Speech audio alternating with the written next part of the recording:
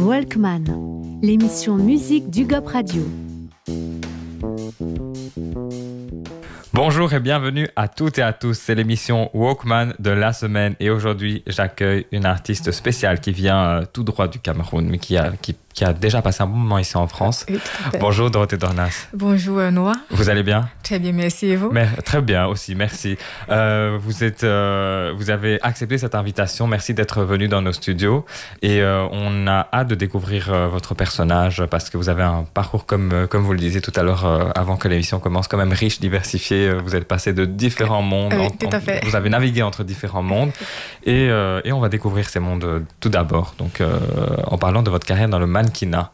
Parce que vous avez été mannequin, vous êtes né au Cameroun. Tout à fait, et je suis né au Cameroun. Et dès 15 ans, il me semble que vous étiez très jeune, vous avez commencé vers... J'ai commencé le mannequinat à 17 ans. 17 ans, voilà. Et avant la mode, j'aimais déjà la musique en fait. Je voulais être chanteuse. Ah, ok. Mais sauf que c'était pas un métier noble à la maison, donc c'était sujet tabou.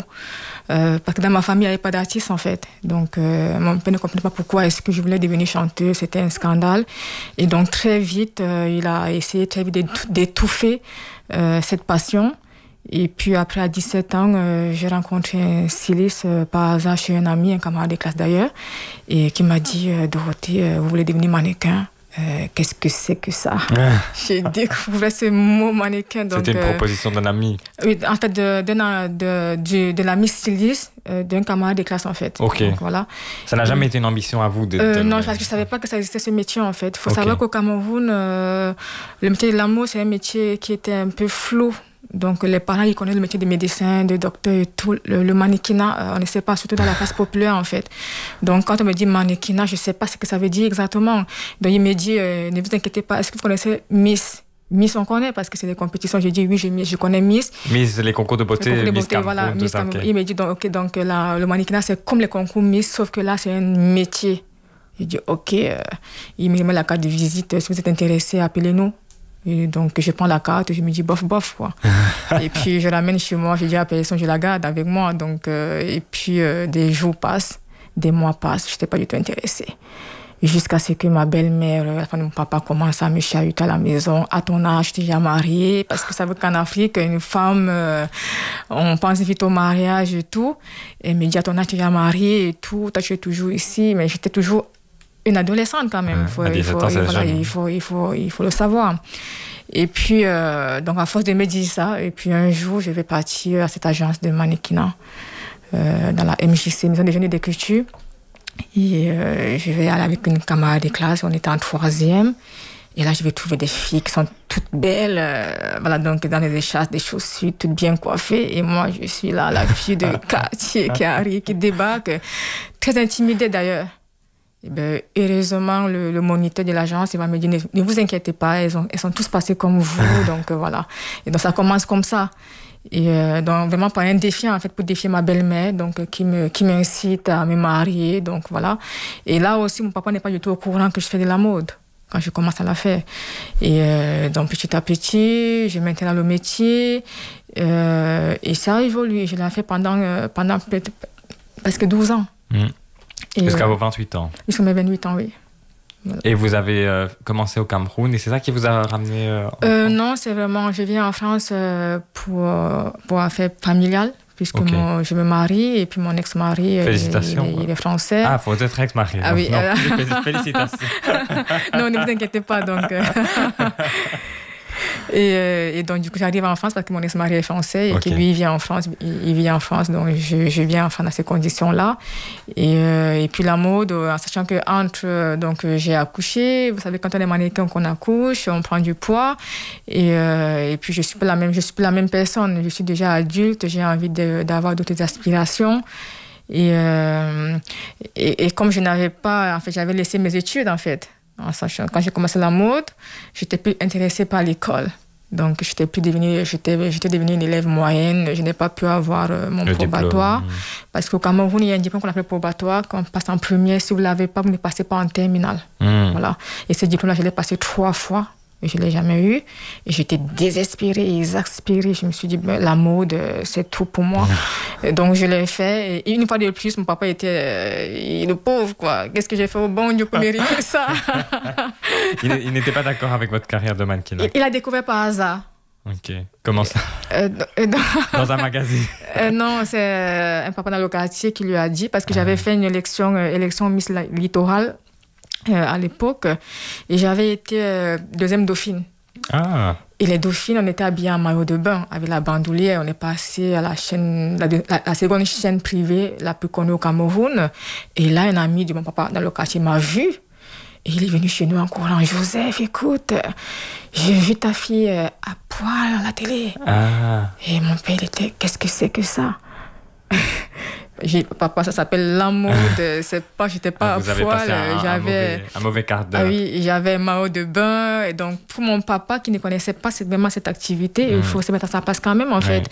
On lui dit que sa fille était à poil. Moi, je lui dis que non, papa, j'étais en maillot de bain. Donc, pour lui, c'est la même chose, en fait. Il ne comprend pas ce qu'il a fait. Il ne comprend pas pourquoi, d'où ça vient, cette envie du métier du showbiz et tout.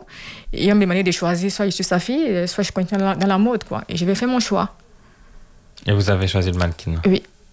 Et vous n'êtes plus en contact avec lui? Ou vous avez repris contact plus tard? On a repris contact plus tard. En fait, il a fallu du temps quand même. Hein. Il a fallu du temps qu'il accepte et tout, mais presque pendant 3 ans, mon père et moi ne se parlait pas. On ne se parlait pas parce qu'il ne voulait pas. Pour lui, c'était pas compréhensible. Sa fille à la télévision, dans les magazines. Il voulait avoir une fille qui était docteur, qui était avocat. Voilà, donc... et ça s'est passé comme ça. Mais...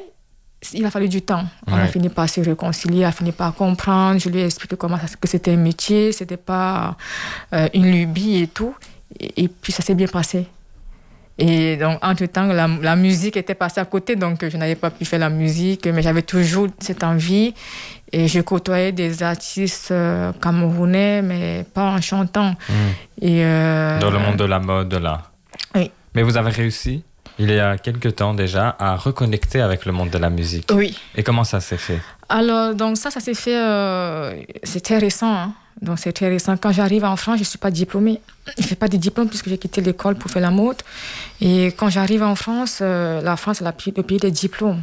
Si vous n'avez pas de diplôme en France, vous êtes voué à faire des métiers assez difficiles, en fait. Donc, quand j'arrive, j'ai un enfant, je suis mariée, je n'ai pas de diplôme, je ne sais que défiler.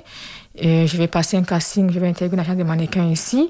Mais comme au Cameroun, les castings, il faut les courir, en fait. C'est-à-dire, par exemple, on est 100 filles pour un casting, on veut juste 10 filles. Et donc, je me suis dit, est-ce que j'ai encore envie, à l'âge adulte, dans un pays étranger, de commencer à courir après les castings? Et j'ai dit non, je n'ai pas de diplôme, qu'est-ce que je fais? Et j'ai dit, je n'irai pas à l'école. Donc, je n'irai pas à l'école. Vous savez, je n'irai pas à l'école à 28 ans quand même. Je n'irai pas au lycée. Donc, je m'inscris dans un lycée de la ville de Paris qui est dédié aux adultes, mais à une condition, c'est qu'il faut avoir un travail en journée. Donc, c'est dans ce cadre-là que je vais être salarié de la régie des quartiers de Paris 12. C'est mon premier employeur en France. Et puis, je vais intégrer ce lycée dans le 14e en classe de seconde. Et c'est en cours du soir. Donc, en journée, il fallait aller travailler. J'étais à 35 heures de travail et les cours commençaient à 18h et finissaient à 22h. Et donc, j'ai passé 3 ans sans vie sociale entre le boulot et les cours. Donc, j'ai révisé mes leçons dans le tramway en rentrant chez moi. Ma fille ne me voyait pas, qui avait 2 ans, elle ne me voyait pas. Donc, pendant 3 ans, et puis j'ai eu mon brevet. Mon brevet comme ça, mon brevet général comme ça. Et puis, j'ai pris goût aux études. Et ça m'a aussi permis de connaître la France, puisque je côtoyais d'autres personnes qui avaient des différentes activités. Donc, je m'intégrais. Ça m'a vraiment permis de mieux m'intégrer et de mieux comprendre. C'était un parcours du combattant, vos premières années en France. Pendant 3 ans, vous avez hiberné. Oui. Vous n'avez presque pas vu votre fille. Et est-ce que ça vous a apporté maintenant quelque chose? Vous avez grandi de ça? Oui, ça m'a apporté, on va dire, de l'assurance. De l'assurance parce qu'avant, quand je postulais, je cherchais toujours le métier en bas des pages pour savoir est-ce que je vais être nounou, est-ce que. Et le fait d'avoir repris les études, ça m'a donné confiance. Et ça aussi, j'ai fait encore une connexion avec mon papa. Il était fier, même si je reprenais les études à 28 ans. Il a retrouvé la fierté, quoi. Sa fille a repris les études. Quand j'ai eu le bac en France. Il était très content. Félicitations, d'ailleurs. Il a fait le tour du quartier au Cameroun pour dire ma fille a eu le bac, mais il n'a pas dit que ma fille a eu le bac à 28, à 32 ans. Donc... Mais il n'est jamais trop tard. En tout cas, c'est toujours encore plus inspirant de le faire. Donc, je ne me suis pas arrêtée au bac. Donc, j'ai continué les études jusqu'à Master 2. Donc, j'ai un Master en immobilier en tant que responsable. Donc, j'ai vraiment fait 10 ans en France, 10 ans d'études en France, donc comme ça. Et puis, donc, dans ce parcours-là, j'ai rencontré un ami, en fait, on ne peut pas dire un ami, un artiste camerounais que j'avais vu grandir, qui nous avait fait grandir avec une musique du Makossa. Et on va renouer dans les réseaux sociaux. Et on va se rencontrer et tout. Et puis, un jour, il me dit, Dorothée, écoute, accompagne-moi au studio. Il faisait un de ses singles, et donc je vais aller avec lui. Et là, il me dit, s'il te plaît, est-ce que je peux faire les chœurs pour moi? Et moi, j'avais peur. Ça faisait des années que je n'avais pas chanté. C'est bien parce que c'est toujours un ami ou une connaissance qui vous entraîne dans ces actes. Ok. Et donc, vous êtes au studio avec cet ami qui vous demande... Et là, je fais les chœurs de sa chanson. Il me dit, mais tu chantes super bien. Et moi, je chante comme une casserole. Quoi. Ça fait des années que je n'ai pas chanté. Je n'ai même plus... Les techniques des chants, ils sont oubliées et tout. Il me dit, ben non, tu as un très bon timbre vocal. Pourquoi tu as été la musique, en fait? Et donc, je raconte la même histoire et tout. Il me dit, ben, je passe à côté de quelque chose, en fait. Pourquoi tu n'as pas envie de recommencer? Je dis, ben écoute, là, je travaille dans l'immobilier, j'ai beaucoup de charges, j'ai beaucoup de boulot et tout. Il me dit, on ne vit qu'une fois. Est-ce que tu as envie de passer à côté de ce rêve? Donc, déjà au Cameroun, tu n'as pas pu le faire, tu as fait d'autres choses et tout. Et si tu as l'occasion de le faire, pourquoi je ne saisis pas l'occasion? Je dis, ben, on réfléchit. Et puis, je dis, bon, pendant qu'on y est, vas-y, quoi. Donc, il va écrire donc 2 singles qu'il va composer avec 2 thèses. Je vais les chanter. Et le single va sortir en 2023, de 2 titres, Ultime Rendez-vous et Ainsi va la vie. Et on va faire un clip, mais sauf que je ne suis pas satisfaite en fait. Quand je m'écoute, quand le morceau est terminé et que je m'écoute, je me dis pas waouh. Je me dis, il manque quelque chose. On n'a pas été jusqu'au bout. Et mais ça vous a donné le goût de continuer. Oui, et je n'aime pas. Je suis quelqu'un de rigoureux, en fait. Je suis quelqu'un de rigoureux, donc je me suis dit, je ne peux pas m'arrêter là. Je peux pas dire que je suis chanteuse avec ça. Ça ne me convainc pas moi-même, là, le morceau, en fait. Je n'ai pas pu le défendre, en fait. Donc, il est toujours sur YouTube. On m'a dit retire. J'ai dit non, je ne retire pas ça. Je laisse ça là-bas. Comme ça, je vais voir mon programme, mon évolution et tout. Et donc, c'est comme ça que je pars donc, sur un nouveau projet et que je décide de le porter moi-même. Donc, je me remets à réécrire les textes en sachant que déjà, quand j'avais l'âge de 12 ans, j'écrivais déjà les chansons. Ah oui? Oui. J'écrivais les chansons, j'ai encore les mélodies et tout. Et là, je vais écrire des chansons. Je n'ai plus 12 ans. Je n'ai plus 15 ans. Je ne suis plus une adolescente. Maintenant, je suis une femme, une adulte, une femme mûre. Et j'ai des choses à raconter. J'ai un parcours à raconter. Et je vais me mettre à faire de la poésie. Donc, je vais écrire. Je vais écrire plusieurs chansons. Je vais commencer par le morceau Je te yamo. Ça parle d'amour. Je te yamo, c'est encore un mélange de français et d'anglais. Vous dites je t'aime. Voilà. Et d'espagnol plutôt. Oui, mais en fait, et je te ya, comment on dit je te ya, ça veut dire que je te kiffe. Ah, ok. Et mot, ça veut dire, tu vois, un peu vraiment que je te kiffe tellement. Ah, voilà. ok. Voilà. Mais en tout cas, merci de nous avoir fait part de ce parcours assez riche. Mais là, je me dis, c'est logique alors, parce qu'on en vient à la musique. Oui. C'est logique, c'est ce projet actuel pour lequel on vous invite aussi à la radio. Vous sortez bientôt un album qui est sorti, voilà, oui. Qui sort, mais les singles sortent petit à petit. Oui. Et donc, c'est un album de 9 singles, 9 titres. Oui. 9 titres et qui est inspiré par tout ce parcours, on a l'impression, oui. De cette recherche de soi, de toutes ces expériences, ces aventures que vous avez traversées. Oui. Et donc, on ressent cette richesse dans cet album. Est-ce que c'est l'objectif que vous étiez mise en l'écrivant? Oui. Donc, moi, j'ai décidé en fait, la musique, elle est très belle. Je veux dire... Dans les grandes lignes, la musique, elle vous transporte. La musique, elle vous apaise. Et la musique, elle peut aussi vous faire vous amuser. Et moi, je voulais faire quelque chose qui soit entre l'amusement, le transport et l'emportement. Je voulais pas faire juste une musique où on danse et après on oublie, en fait. J'ai des messages à passer, en fait. Et maintenant, j'ai choisi dans quel genre je vais les faire passer. Mais important avec un message, en fait. Ça veut dire que dans chacune de mes chansons, il y a un message que je fais passer. Je peux le faire passer de façon douce, je peux le faire passer de façon humoristique, je peux le faire passer de façon donc ça veut dire que par exemple je me moque de moi-même, donc je me moque de moi-même. Je peux le faire passer de façon sérieuse, en fait. Donc c'est mon choix et je pense je continuerai toujours comme ça, en fait. C'est-à-dire que j'ai fait du sérieux et de l'enjolivement, mais avec des mots qui portent, avec des messages qui sont véhiculés. Voilà. Le 9, on va parler des messages que vous cherchez à transmettre et les prochains titres qui sortiront. Mais déjà, le 9 juillet, vous avez le clip de Plus de mots qui est d'un de vos titres. Le 24 mai, on a Plus de mots qui est sorti, le clip qui est sorti. Voilà, donc, mais ça n'était pas en juillet? Non, c'était. Okay. Il est sorti le 24 mai. Voilà, ok, j'ai vu. Alors, c'était un article qui datait du 9 juillet. Voilà, c'est ça. Et donc, le clip est sorti le 24 mai, Plus de mots. Oui. Et ensuite, donc, c'est un titre qui parle de cette recherche de soi. Oui. Et la semaine dernière, le vendredi dernier, c'est Bimbo qui est sorti. Oui. Racontez-nous un peu ces deux titres qui ne parlent pas exactement de la même chose. Ouais. Voilà. Alors, Plus de mots, on va dire, c'est plus, mon introspection. Donc, je me recherche. Pas au sens où je suis perdue dans la société, au sens où j'ai perdu qui je suis. Donc, c'est-à-dire qu'à force de faire des choses parallèles, à vouloir avoir les diplômes pour faire plaisir à mon papa, pour me dire oui, j'ai des diplômes et tout ça, j'ai perdu mon essence.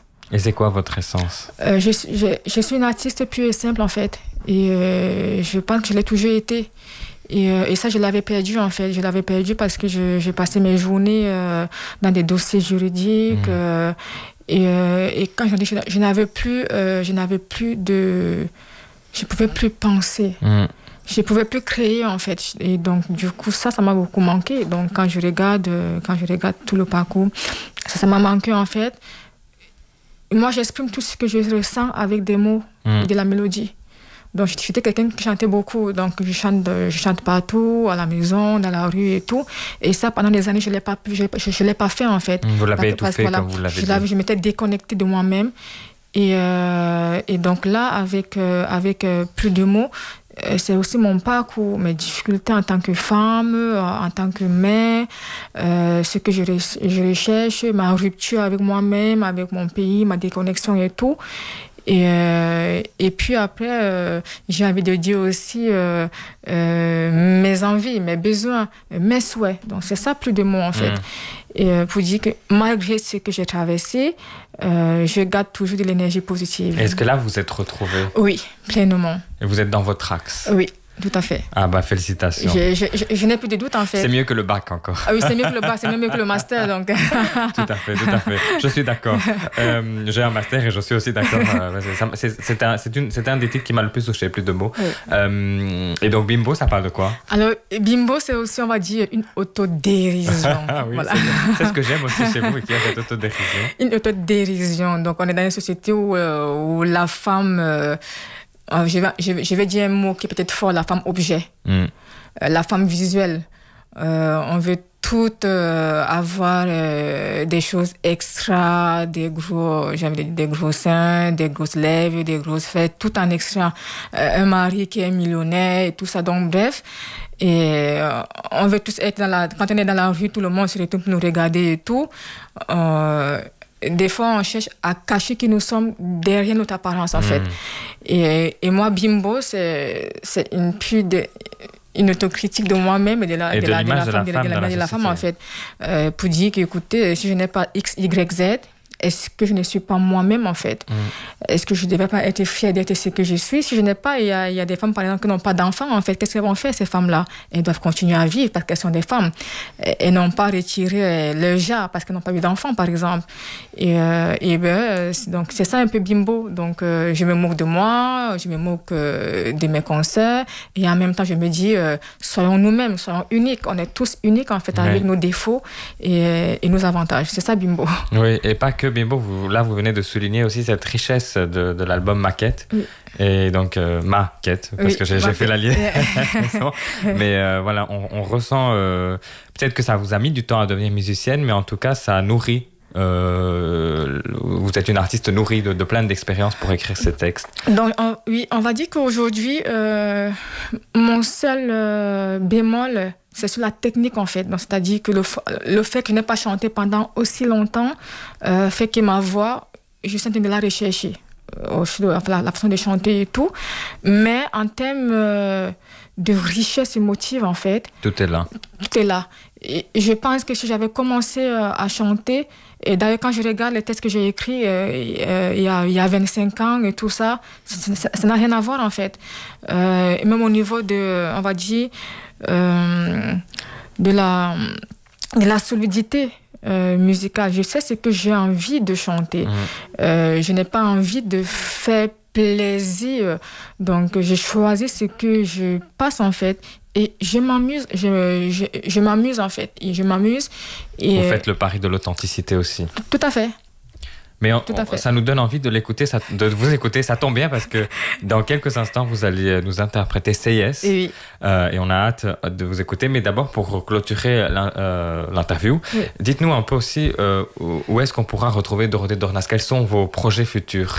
Alors là, comme projet, par exemple, Say Yes, donc je prévois de faire un clip qui va sortir à la fin de l'année. Tout ça, c'est sur votre plateforme YouTube. Vous êtes aussi présente sur Instagram, TikTok, surtout, Facebook. Donc, voilà, donc je n'étais pas présente avant sur les réseaux sociaux beaucoup, donc je n'ai pas encore qu'on appelle les follow et tout, ça va se passer petit à petit.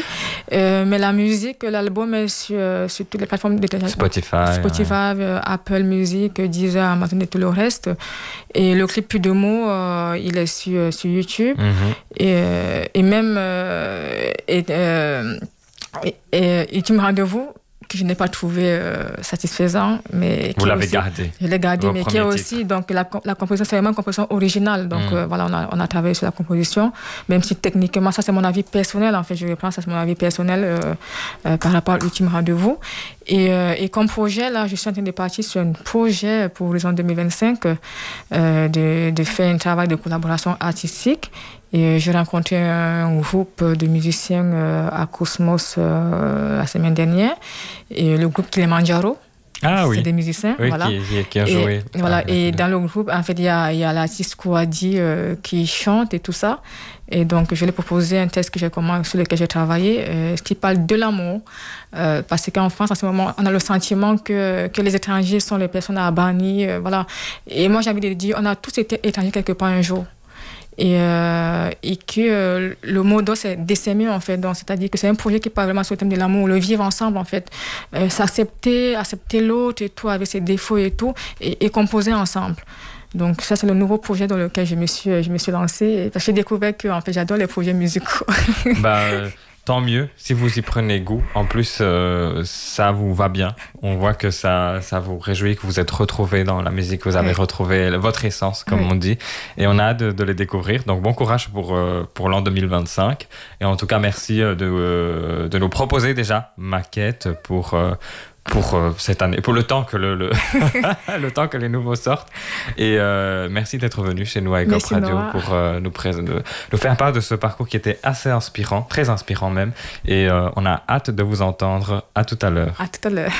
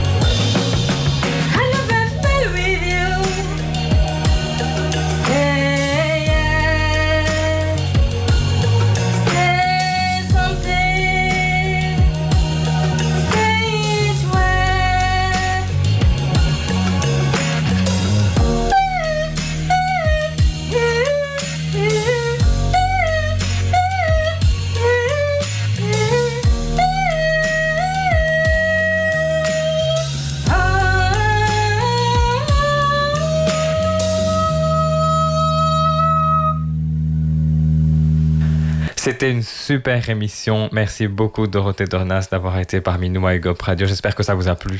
Oui, effectivement. c'est un nouveau jeu auquel je prends plaisir. Merci de m'avoir C'est nouveau pour vous tout ce qui est multimédia, mais vous le faites très bien.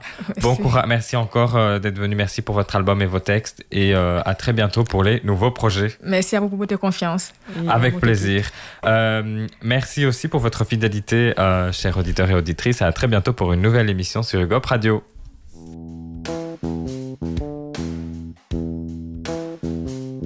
Walkman, l'émission musique d'UGOP Radio.